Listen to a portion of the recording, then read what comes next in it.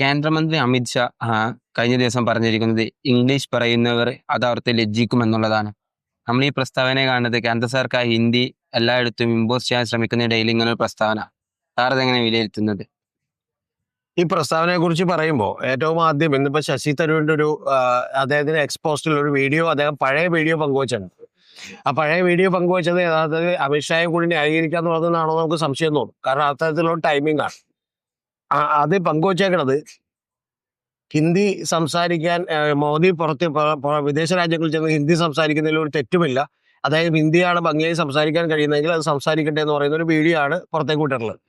എന്ന് പറഞ്ഞാൽ ഷിബ്ലി കൃത്യമായിട്ട് പറഞ്ഞിട്ടുണ്ടെങ്കിൽ ഈ ഈ ഒരു മെസ്സേജാണ് തരൂർ കൊടുത്തേക്കുന്നത്. അതോടെ നിൽക്കട്ടെ.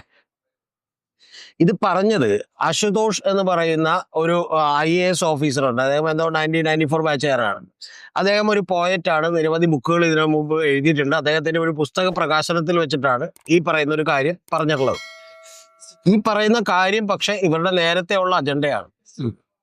അതെ, യഥാർത്ഥത്തിൽ ഇത് കേൾക്കുമ്പോൾ നമുക്ക് ആദ്യമായി തോന്നുക ഒരു കളിയാക്കാനാണ്. കാരണം എന്താ വെച്ചിട്ടുണ്ടെങ്കിൽ ഇത് കേട്ടാൽ ഇനി നാളെ മുതൽ ഡൊണാൾഡ് ട്രംപും അതുപോലെ തന്നെ ലോകരാജ്യങ്ങളിലെ നേതാക്കന്മാരും ഒക്കെ ലജ്ജിച്ച് തല താഴ്ത്തോ, ഹിന്ദി അറിയാൻ പാടില്ലാത്തതുകൊണ്ട് ഇംഗ്ലീഷ് പറയുന്നതുകൊണ്ട് എന്നൊക്കെ പോകുന്നു. അതൊക്കെ വെറും വിവരക്കനാണ്.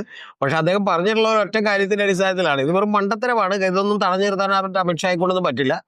പക്ഷെ അമിത്ഷായൊക്കെ നടത്താൻ പോകുന്ന ഒരു പ്രൊജക്റ്റാണ് ഇതെന്നുള്ളതിൽ കാര്യത്തിൽ ഒരു സംശയമില്ല. അതെന്ന് പറഞ്ഞിട്ടുണ്ടെങ്കിൽ ഇപ്പൊ തമിഴ്നാടടക്കം ഹിന്ദി ഭാഷയാക്കുന്നതിനെ അവർ എതിർത്തിരുന്നു. ഹിന്ദി എന്ന് പറയുന്നത് എല്ലാ സ്ഥലങ്ങളിലേക്കും വ്യാപിപ്പിക്കുക. അത് ഇപ്പൊ നമ്മള് യഥാർത്ഥത്തിൽ ഈ സൗന്ദര്യ സങ്കല്പമൊക്കെ ഉണ്ടല്ലോ ഷിബി, പല രാജ്യത്തും പലതായിരുന്നു. കേരളത്തില് തടിച്ച സ്ത്രീകളായിരുന്നു സുന്ദരികൾ എന്ന് പറഞ്ഞു. പക്ഷെ പിന്നീട് അത് എങ്ങനെ മാറ്റി എന്ന് ചോദിച്ചാൽ അത് വേൾഡ് ലെവലുള്ള ഒരു വലിയ പ്രൊജക്ടിന്റെ ഭാഗമായി മാറിയതാണ്. അതായത് മെലിഞ്ഞതാണ് സൗന്ദര്യമെന്നും 6 പാക്കാണ് സൗന്ദര്യമെന്നും ഒക്കെയുള്ള ഒരു സൗന്ദര്യ ബോധം നമ്മൾ ഉണ്ടാക്കിയെടുക്കാനായിട്ട് വേണ്ടി മാത്രമാണ് ഈ ഇന്ത്യയില് വരെ വിശ്വസുന്ദരിയും അതുപോലെ തന്നെ ഇന്ത്യയിലെ ഏറ്റവും വലിയ സുന്ദരിയൊക്കെ തെരഞ്ഞെടുക്കുന്ന പല പരിപാടികളും നടത്തിയത്. സുസ്മിത സെന്നും അതുപോലെ ഐശ്വര്യ റായൊക്കെ അങ്ങനെയാണ് അതിന്റെ ഭാഗമായത്. അപ്പൊ അങ്ങനെ ആ ഭാഗമായാൽ എന്താണ് ഗുണമെന്ന് ചോദിച്ചാൽ, അങ്ങനെ ഭാഗമായാൽ ഒരേ പ്രൊഡക്റ്റ് അവർക്ക് എല്ലായിടത്തും വിൽക്കാൻ കഴിയും. കാരണം എല്ലാവർക്കും വെളുപ്പാണ് സൗന്ദര്യം എന്ന് വിചാരിച്ചാൽ വെളുക്കാനുള്ള ക്രീം വിൽക്കാം. മനസ്സിലായത്? എല്ലായിടത്തും മറ്റേ മെലിഞ്ഞ ബോഡിയാണ് സൗന്ദര്യം, 6 പാക്ക് ആണെന്ന് വിചാരിച്ചാൽ അവർക്ക് ട്രെഡ്മില്ലുകൾ വിൽക്കാം, അവർക്ക് മറ്റേ പ്രോട്ടീൻ പൗഡറുകൾ വിൽക്കാം. അപ്പൊ ഇത്തരത്തിലുള്ളൊരു സൗകര്യമുണ്ട്. അതേപോലെ തന്നെ രാഷ്ട്രീയത്തിൽ വലിയൊരു സൗകര്യമുണ്ട്. എന്താണ് അത്?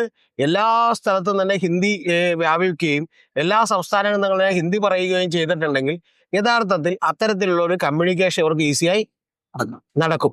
അത്തരത്തിൽ ഒരു ഏകമാനമായിട്ടുള്ള ഒരു സങ്കല്പം അതിന്റെ ഭാഗമായിട്ടാണ് യഥാർത്ഥത്തിൽ ഇവിടെ ഭാരതാംബ പോലും വരുന്നത്. ഹിന്ദി ഇങ്ങനെയാണ്, രാമൻ ഇങ്ങനെയാണ്. ഇപ്പൊ സൗത്ത് ഇന്ത്യയിലെ ഏറ്റവും വലിയ ദൈവം എന്ന് പറയുന്നത് പലപ്പോഴും ഹിന്ദുക്കളുടെ ഇടയിൽ പോലും രാമനല്ല, പകരം ശ്രീകൃഷ്ണനാണ്.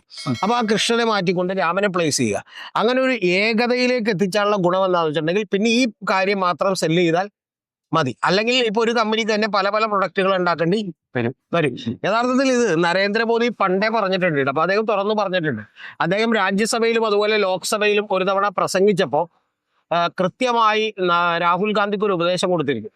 നിങ്ങൾ ഈ സ്നേഹത്തിന്റെ കട തുറന്നു വെച്ചു, ആ കട പൂട്ടാറായി എന്നൊക്കെ പറഞ്ഞ് കളിയാക്കിക്കൊണ്ടാണ് അദ്ദേഹം തുടങ്ങുന്നത്. അദ്ദേഹം പറയുന്നത് ഓരോ കടയിലും പുതിയ പുതിയ ഉൽപ്പന്നങ്ങൾ കൊണ്ടുവന്ന് വെക്കണമെന്നാണ്. അപ്പൊ അതിന്റെ ഭാഗമായിട്ടാണ് അദ്ദേഹം ഈ കമന്റ് പറഞ്ഞിട്ടുള്ളത്. അതുകൊണ്ട് നമ്മൾ വെറുതെ ചിരിച്ചുകൊണ്ടാൽ കൊണ്ട് തള്ളിക്കളയാൻ പറ്റുന്ന ഒരു കമന്റ് അല്ല, വെറും മണ്ടത്തരമാണ് പറഞ്ഞിട്ടുള്ളത്. നടപ്പാക്കാൻ പോകുന്ന കാര്യമല്ല. പക്ഷെ അതിൽ നിന്ന് രാഹുൽ ഗാന്ധി തിരിച്ചൊരു കമന്റ് കൂടി പറഞ്ഞിട്ടുണ്ട്. ആ കമന്റ് പറഞ്ഞേക്കുന്നത് ഈ ഹിന്ദി ദരിദ്രരായ കുട്ടികൾ ഇംഗ്ലീഷ് പഠിക്കുന്നതിൽ BJPക്കും RSSനും ഇഷ്ടമില്ല. കാരണം അത് അവർ ചോദ്യം ചെയ്യും, അത് ഇഷ്ടപ്പെടാത്തതുകൊണ്ടാണ്. പക്ഷെ നിങ്ങൾ ധൈര്യമായിട്ട് മുന്നോട്ട് പോകൂ, നിങ്ങൾ വളരൂ എന്നാണ് രാഹുൽ ഗാന്ധി പറഞ്ഞേക്കുന്നത്. ഇതാണ് അതിന്റെ പിന്നിലുള്ള ഒരു ബേസ് കാര്യം എന്ന് പറയും. അമിത്ഷാ അങ്ങനെ കേന്ദ്രത്തിൽ ഡൽഹി പറഞ്ഞതിന് പിന്നാലെ തന്നെ കേരളത്തിലും വലിയൊരു വിവാദം നടക്കുന്നത് ഭാരതവുമായി ബന്ധപ്പെട്ട്. പിന്നെ വിദ്യാഭ്യാസ മന്ത്രി കോലം കത്തിക്കലും തടയലും സംഘർഷങ്ങളൊക്കെ നടന്നു. കേരളത്തിലും അതുപോലെ പ്രത്യേകിച്ച് ശക്തമായി മുന്നോട്ട് കൊണ്ടുപോകാൻ അല്ല, അതിന്റെ ഭാഗമാണ്. ഇതൊരു വലിയ പ്രൊജക്റ്റാണ്. അതായത് ഇന്ത്യയിലെ ജനങ്ങളെ മുഴുവനായിട്ടും തന്നെ ഒരേപോലെ ചിന്തിക്കുന്ന, ഒരേ ഭാഷ സംസാരിക്കുന്ന, ഒരേ ദൈവത്തിൽ വിശ്വാസമുള്ള, ഒരേ രാഷ്ട്ര സ്നേഹമുള്ള ആളുകളാക്കി മാറ്റുക. അങ്ങനെ മാറ്റിയാൽ ഇന്ത്യ മുഴുവൻ പ്രസൻസ് ഉള്ള ഒരു പാർട്ടിക്ക് പിന്നെ എളുപ്പത്തിൽ അവരുടെ പ്രൊജക്ട് തയ്യാറാക്കാൻ വേണ്ടി പറ്റും. ഇതിപ്പോ അല്ലെങ്കിൽ എന്താ പ്രശ്നം എന്ന് വെച്ചാൽ, ഒരു സ്ഥലത്ത് എന്താണ് പോവുക എന്ന് പറഞ്ഞാൽ, ഇപ്പൊ കേരളത്തിൽ വന്നിട്ട് ഒരു വലിയ തോതിലുള്ള ഒരു ഹിന്ദുത്വം പറയാൻ പലപ്പോഴും പറ്റില്ല. കാരണം ഇവിടെ ന്യൂനപക്ഷങ്ങൾക്ക് വലിയ തോതിൽ പ്രാധാന്യമുണ്ട്. അത് ഗോവയിലുണ്ട്. അപ്പൊ എല്ലാ സ്റ്റേറ്റുകളിലേക്കും ഒരേ കാര്യം തന്നെ അവർക്ക് ചെയ്യാൻ പറ്റില്ല. ഇപ്പൊ തമിഴ്നാട്ടിൽ പോയിട്ട് ഹിന്ദി എന്ന് പറയുന്ന ഒരു കാര്യം പറയാൻ പോലും പറ്റില്ല. അപ്പൊ അത്തരത്തിൽ ഞങ്ങൾ അയക്കുന്ന ലെറ്ററുകൾ പോലും ഇംഗ്ലീഷിലായിരിക്കും. നിങ്ങൾക്ക് സൗകര്യം ഉണ്ടെങ്കിൽ വായിച്ചാൽ മതി എന്നാണ് സ്റ്റാലിനൊക്കെ പറയുന്നത്. അതുപോലെ തമിഴിലാണ് അവര് ലെറ്ററുകൾ എഴുതുന്ന പോലെ, തമിഴാണ് അവരുടെ ഭാഷ. അപ്പൊ അത്തരത്തിൽ ഇപ്പൊ കേരളത്തിലൊക്കെ അത് ഈസിലി നടപ്പിലാകും. കാരണം നമുക്ക് മലയാളത്തോട് വലിയ റെസ്പെക്ട് ഒന്നുമില്ല. നമുക്ക് ശരിക്കും മലയാളത്തിൽ ഒരു ഇംഗ്ലീഷ് അറിയുന്ന ഒരു വിദേശി വന്ന് നമ്മളോട് വഴി ചോദിച്ചാൽ നമ്മൾ അവരോട് പറഞ്ഞു കൊടുത്തില്ലെങ്കിൽ നമുക്കെന്തോ കുറച്ചിൽ പോലെയാണ്. മനസ്സിലായി? മറ്റൊരു രാജ്യത്തും അങ്ങനെയില്ല. ഇപ്പൊ നമ്മൾ ജർമ്മനി ചെന്നിട്ട് അവനോട് വഴി ചോദിച്ചിട്ടുണ്ടെങ്കിൽ അവനൊരു കുറച്ചില്ല. കാരണം അവന്റെ ഭാഷ നമുക്കറിയില്ല എന്ന് പറഞ്ഞാൽ കുറച്ചിലായിട്ട് അവൻ നമ്മളെ കാണും. മനസ്സിലായി? ജപ്പാനിലൊക്കെ അന്ന് കേട്ട്. പക്ഷെ ഇവിടെ അതല്ല സിറ്റുവേഷൻ. അപ്പൊ അതുകൊണ്ട് ഇവിടെ അത് എളുപ്പത്തിൽ നടപ്പിലാവും. പക്ഷെ ഞാൻ ഷിബിലിയോട് പറഞ്ഞു വന്നത് അത്തരത്തിലുള്ള ഒരു പ്രൊജക്റ്റാണ് ഈ പറയുന്ന ഹിന്ദിയും ഈ പറയുന്ന രാമനും അതുപോലെ തന്നെ ഭാരതാംബയും ഒക്കെ. ഇനി ഭാരതാംബയുടെ പേരിൽ താങ്കൾ പറഞ്ഞാൽ ഇത്തരത്തിൽ പ്രക്ഷോഭം നടക്കുന്നുണ്ടെന്ന് മാത്രമല്ല, CPM വലിയ തോതിൽ SFI ഒക്കെ തിരിച്ചടിക്കുന്നുണ്ട്. SFI ഭാഗ്യത്തിന് മറ്റേ പഴയ പോലെയുള്ള പോസ്റ്ററുകളൊന്നും വെച്ചിട്ടില്ല. You are dal will not cook here എന്ന് പറയുന്ന പോസ്റ്റർ വെച്ചിട്ടില്ല. അത് ബിന്ദു ടീച്ചർ പഠിപ്പിച്ച കുട്ടികളാണ്. അത് ഭാഗ്യത്തിന് അത്തരത്തിലുള്ള നാണക്കേട് വരുന്ന പോസ്റ്റർ നിങ്ങളുടെ പരിപ്പ് കൂടെ വേവില്ല എന്നാണ് പുള്ളി ഉദ്ദേശിച്ചത്. പോസ്റ്റർ എഴുതിയോ? അത് പിന്നെ ബിന്ദു ടീച്ചർ പഠിപ്പിച്ച കോളേജാണ്. അതവിടെ നിൽക്കട്ടെ. അവരാണ് ഇപ്പൊ നമ്മുടെ വിദ്യാഭ്യാസ വകുപ്പ് മന്ത്രിയായിട്ട്, ഉന്നത വിദ്യാഭ്യാസ വകുപ്പ് മന്ത്രി അവരാണ്. അതവിടെ നിൽക്കട്ടെ. അപ്പൊ അത് ഇപ്പൊ വെച്ചേക്കണ പോസ്റ്റർ ആയുർവേദ കോളേജിൽ വെച്ചേക്കണ ഒരു പോസ്റ്റർ ഞാൻ കണ്ടു ടെലിവിഷൻ. അതെന്താന്ന് വെച്ചിട്ടുണ്ടെങ്കിൽ ഹിറ്റ്ലർ തോറ്റു, മുസോളിനി തോറ്റു, സർ CPM തോറ്റു, പിന്നെയാണോ രാജേന്ദ്ര എന്ന് ചോദിച്ചു. അതായത് രാജേന്ദ്ര വിശ്വനാഥ് ആർലേക്കറിനെയാണ്. അതുകൊണ്ട് ഈ പ്രൊജക്ട് ഭാരതാംബ എന്ന് പറയുന്ന ഒരു പ്രൊജക്ട് തീർച്ചയായിട്ടും ഈ പറയുന്ന സിബിലി ഒന്ന് ആലോചിച്ച് നോക്കൂ. കാശ്മീരില്ല അത്. അതുപോലെ മറ്റു പല രാജ്യങ്ങളുടെയും ഭാഗങ്ങൾ. അതിന്റെ അർത്ഥം എന്താണ്? നമ്മൾ ആ രാജ്യങ്ങളൊക്കെ വെട്ടിപ്പിടിക്കുമെന്നാണ്. അഖണ്ഡ ഭാരത സങ്കല്പം എന്തിനാണ്? പിന്നെ കയ്യിൽ വെച്ചേക്കുന്നത് കാവിക്കൊടിയല്ല, മറ്റേ കാവിക്കൊടി, അതായത് മറ്റേ ഭഗവത് ധ്വജാണ്, RSSന്റെ കൊടിയാണ്. എന്നിട്ട് ഇവര് പറഞ്ഞുകൊണ്ടിരിക്കുന്നത് ഇപ്പൊ ഇന്നലെ വി മുരളീധരനൊക്കെ എന്ന് പറയുന്ന പച്ച നുണയാണ് പറയുന്നത്.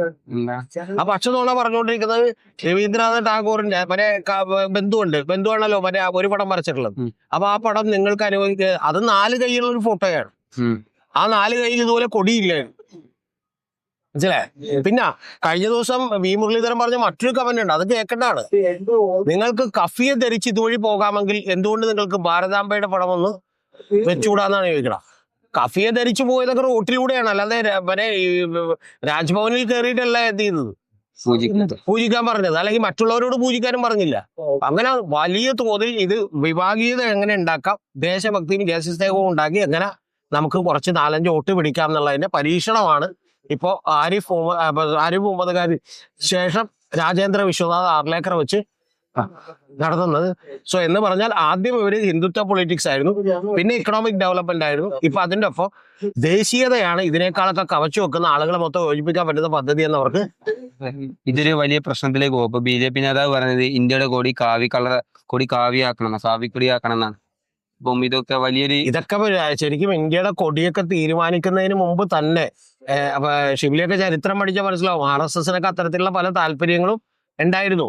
കോൺസ്റ്റിറ്റ്യൂന്റ് അസംബ്ലിയിലൊക്കെ വലിയ തോതിൽ പല കാര്യങ്ങളിലുള്ള ഇത്തരത്തിലുള്ള ഡിബേറ്റുകളൊക്കെ നടന്നിരുന്നു. ആ ഡിബേറ്റുകളൊക്കെ നടന്നിട്ട് ഇവർ പരാജയപ്പെട്ടതുകൊണ്ടാണ് അതാക്കാതെ പോയത്. പിന്നെ ഷിബിലി ഇത് മറ്റൊരു കാര്യം ആലോചിച്ചു. ഇപ്പൊ കൊടിയുടെ കാര്യമൊക്കെ അവിടെ എത്തിട്ടെ, ഇന്ത്യയുടെ ഭൂപടം വേറെ ആരെങ്കിലും ആണ് ഇങ്ങനെ വരച്ചെങ്കിൽ എന്തായിരിക്കും കാശ്മീരില്ല ഇതിനകത്ത്.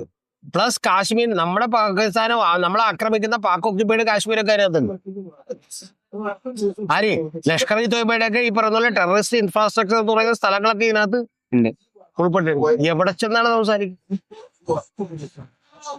അപ്പൊ ഇതിപ്പോ ഒരു പൊളിറ്റിക്കൽ ടൂളായി ഈ ഗവർണർമാരെ പോലും ഉപയോഗിച്ചാണ്. അത് ഇന്നലെ തുടങ്ങിയതല്ല, നേരത്തെ തന്നെ തുടങ്ങിയിട്ടുണ്ട്. അതാണ് മറ്റേ ബില്ലുകൾ പിടിച്ചു വെക്കുന്നതും അതുപോലെ സംസ്ഥാന ഗവൺമെന്റുകളെ ഡിസ്ക്രെഡിറ്റ് ചെയ്യാനൊക്കെ തീരുമാനിച്ചപ്പോൾ ചില കാര്യങ്ങളിൽ ഞാൻ ആരിഫ് മുഹമ്മദ് ഖാനെ അനുകൂലിച്ച് വീഴ്ചയുണ്ട്. പക്ഷെ അനുകൂലിക്കാതിരിക്കാൻ വഴിയില്ല, കാരണം അദ്ദേഹം പറയുന്നത് ശരിയാണ്.